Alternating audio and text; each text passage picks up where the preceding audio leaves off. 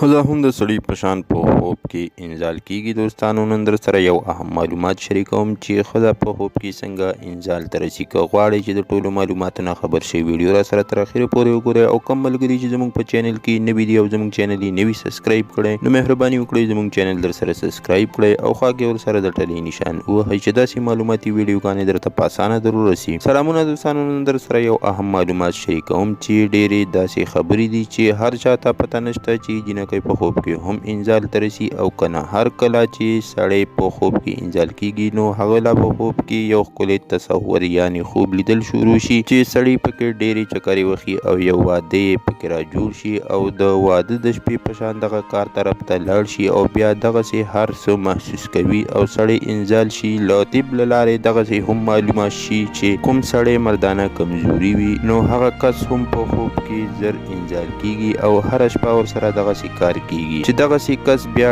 ډیر زیات کمزوري شي نو پکار دي چې په دې باره کې د یو خود طبیب یا ډاکټر سره رجوع وکړي او ښځه هم د سړي په شان دغه عمل ښکار کیږي او په ښځو کې بیا دغه خو نښې ښکاره کیږي.